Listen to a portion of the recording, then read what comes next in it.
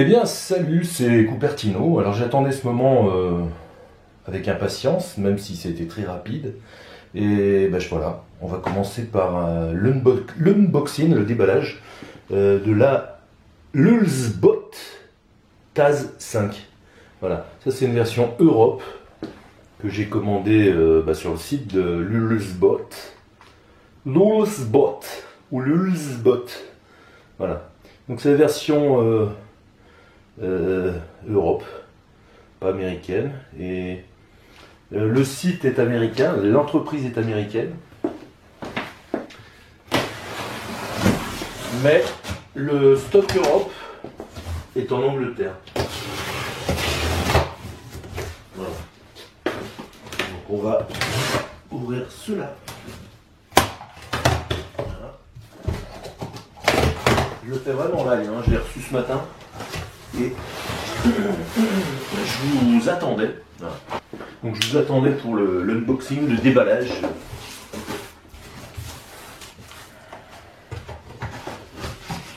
Donc de la mousse. Je sais qu'il y a déjà eu des unboxings de cette imprimante, mais c'est en anglo-saxon, donc en langue anglo-saxonne, en anglais pourquoi. Voilà. Donc on a un premier carton, je vous montre, avec du filament. Voilà. Avec tous les câbles. Alors un câble USB, une prise anglaise, j'imagine. Une prise anglaise aussi, je sais pas, il y en a une des deux qui est anglaise. Et une prise française en tous les cas. Voilà. Qu'est-ce qu'il y a d'autre? Bon, ça fait partie de l'imprimante, hein, je vous dirai après. Du filament pour test. Une petite pieuvre imprimée par cette... alors, je sais pas si vous voyez. Une petite pieuvre imprimée par cette même imprimante. Donc, ça a une impression de test de chaque imprimante. Et je la voyais toujours en vidéo, je trouvais ça... je voyais pas la qualité. Et ça fait vraiment une belle qualité. Hein. Franchement, je suis impressionné. Voilà. Donc, la pieuvre, je la mets là. Un petit autocollant Lulzbot, une carte SD, micro SD, quelques rivesans ou serflex et le manuel d'utilisation. Tout ça dedans.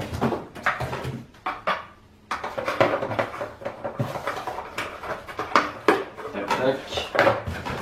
Voilà, à côté. Ensuite, une petite trappe avec l'alimentation.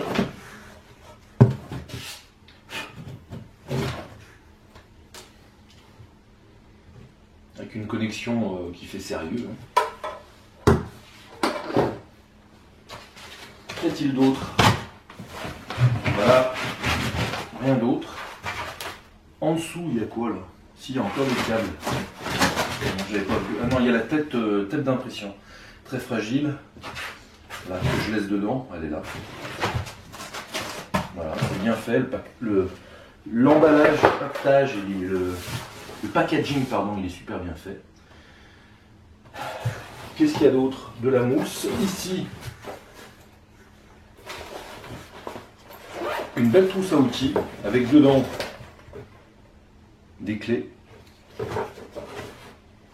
Je sais qu'il y a tout petit outillage pour l'impression, donc des petits scalpels, des petits outils pour prendre un petit centimètre et un petit cutter d'infographiste, de dessinateur, bref. Voilà. De ce côté-là. De cet autre côté, il y a des pinces. Il y a une pince et une spatule. Voilà. Une spatule pour gratter sur le plateau. Voilà. Et puis une petite pince plate. Voilà. Là, la petite housse, elle est plutôt classe. Voilà. C'est bien fait. Et bien sûr, le monstre. Alors comment je vais la sortir? C'est une bonne question. Je vais enlever la mousse. Voilà. Je vais la choper par où? Par là. Alors, je vous demande 2 petites secondes. On va faire un petit interlude. J'espère que je vais rien casser. Ça, je le garde. Je le range précieusement, comme vous avez pu l'entendre. Voilà. Et je vais dépacter la princesse.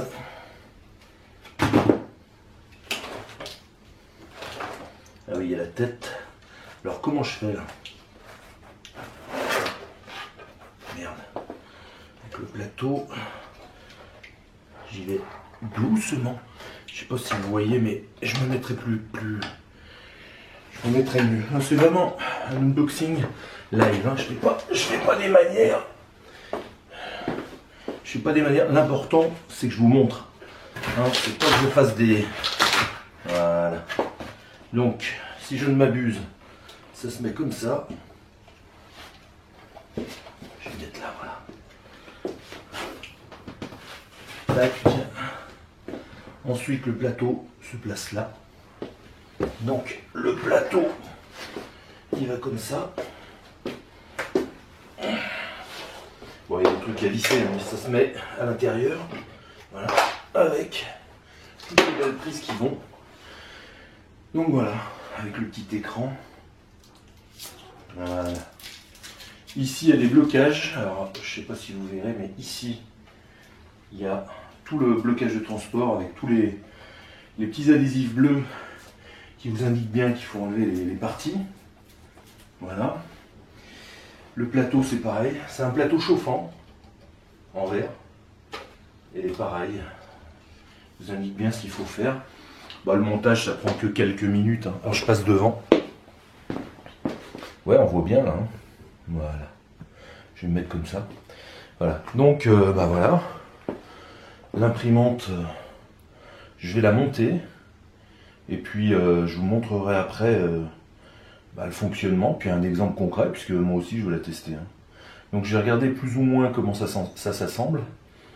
Et puis, je reviens vers vous pour vous montrer. Voilà. Allez, à tout de suite.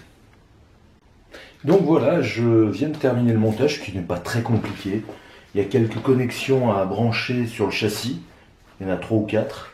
Le plateau est relié aussi par des petites cosses carrées. Et ce qui me surprend, c'est ceci. Je vais vous montrer. La ligne qui est à part. Voilà, mais sinon rien de bien méchant. Moi j'ai mis quoi? Allez, j'ai même pas mis 10 minutes pour la monter. Voilà, fallait juste ajuster le plateau, donc la totale comme ça, avec 4 écrous qui se trouvent ici. 1, 2, 3, 4. Donc ça tient, c'est vissé au châssis. On voit que j'arrive à faire du courant sur l'écran. Donc voilà, elle est montée. Bien maintenant, on va s'atteler à faire notre première impression. Et oui, vous allez participer vous aussi à ma première impression. Allez, c'est parti. Allez, donc c'est parti. Alors, je vais utiliser donc le programme Cura. Alors, mon programme Cura, il est dans Outils. Cura. Voilà. Donc c'est bien, je sais pas si vous voyez, en ABS. Je vais choisir mon programme. Donc ouvrir un modèle. Je vais sur le bureau et il s'appelle XPDU Scan. Puisqu'en fait je vais... le voilà. Je vais le placer devant. Comme ça on le verra bien sur le plateau. Voilà, je vais peut-être le mettre là. Et puis maintenant, donc je sélectionne, il m'indique qu'il y a 2 heures de... Voilà, 2 heures et 0 minutes. 0,70 mètres et 6 grammes de matière. Bon, vu la bobine que j'ai de 1 kg, je pense que ça va aller. Hein. Je vais essayer de le faire top, ulti quality. Ça fait combien ça? Est-ce que ça change l'heure? Ah ouais, ça fait 3 heures. Je vais le faire en high quality. Ou on va le faire en normal print, allez. Normal print, ça met combien de temps? 1h13. Fast print, et ça va être dégueu fast print, 25 minutes, allez. On va faire 25 minutes. Impression de support, est-ce que je mets un support? Non. Plateforme, adhésion, bordure, ouais, ok. Et on y va. Tac, je fais imprimer. Il me dit attention, il est en train de chercher le com. Impression com 3, il va trouver. Voilà. Température. Voilà. Il dit qu'il est opérationnel. Donc ma pièce, vous la voyez. Je fais imprimer.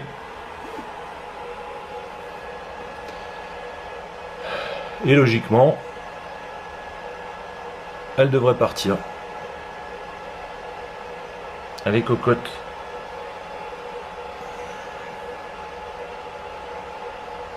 Avant que la nuit tombe.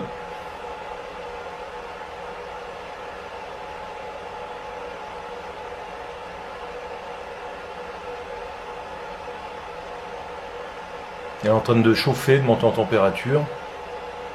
La tête monte à 231 degrés, 232, 233. Il lui faut un 250.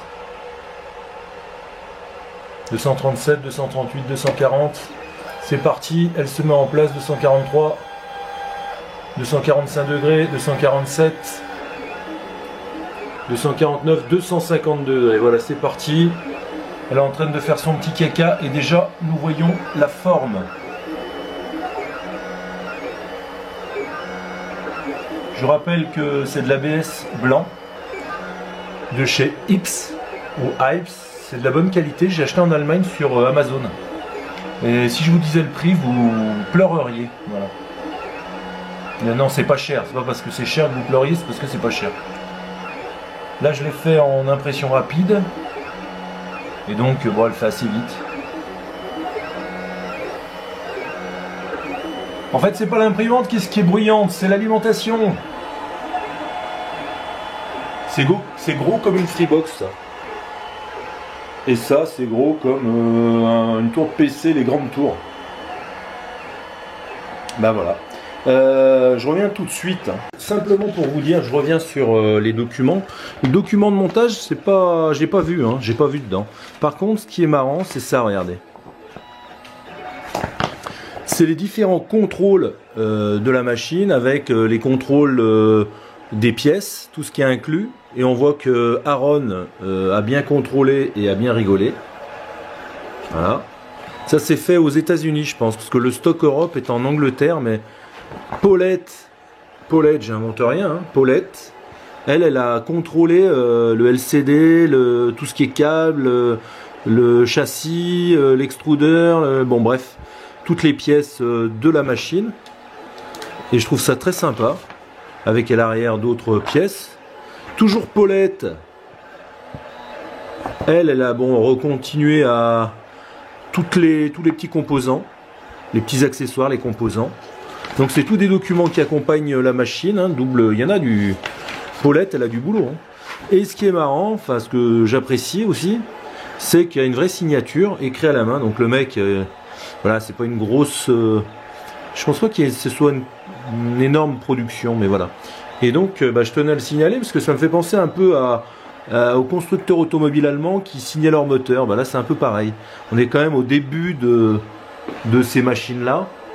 Et voilà, je trouve que c'est sympa. La machine est bien. Et elle peut l'être. Donc là, il a imprimé le support. Je ne sais pas si vous allez voir. Il a d'abord imprimé un support. Et ensuite, à présent, il est en train d'imprimer la pièce. Voilà, je lui ai demandé d'imprimer un support. Donc voilà. Bon, alors ça, c'est un échantillon. On voit là les traces du support, mais je peux gratouiller, ça part facilement. Sinon, pour une pièce qui a été faite très rapidement, en moins d'une demi-heure, c'est vraiment la qualité la plus basse. Et là, à présent, je lance la machine pour la qualité presque la mieux. Donc voilà ce que ça donne. Là, c'était un essai, bien sûr. Hein. Mais même comme ça, la pièce est solide. Voilà, là on sent qu'elle est un peu flexible ici, mais en fait elle est opérationnelle. Hein. Voilà. Là en fait il faut juste racler avec un cutter, mais c'est vraiment la passe la plus basse. Voilà. La machine se remet en route. Et là je vais demander de relancer en qualité ces pièces là, en qualité supérieure. Il y a 4 niveaux. Et comme vous le voyez ici, il y a Fast Print, Normal Print, High Quality et Ulti Quality. On est c'est Ultimate Quality. Et là en High Quality, il faut 3h30 pour faire les pièces, que je vous montrerai peut-être. Et la pièce, là je l'ai réalisée en Fast Print, c'est-à-dire le premier grade. Et ça c'est fait en une demi-heure. Voilà. Voilà. Bah en fait je suis ravi. J'utilise déjà des grosses machines de chez 3D Systems. Là c'est différent. Mais bon c'est du dépôt par filament et ça n'a rien à voir avec l'impression 3D professionnelle. Mais c'est super qualitatif. Hein. Et donc voilà, c'était Cupertino pour la Lulzbot Taz 5. Lulzbot Taz 5. Si vous avez des questions, si vous avez des choses à me demander, n'hésitez pas, je suis à votre disposition. Salut, c'était Cupertino pour l'impression 3D à domicile.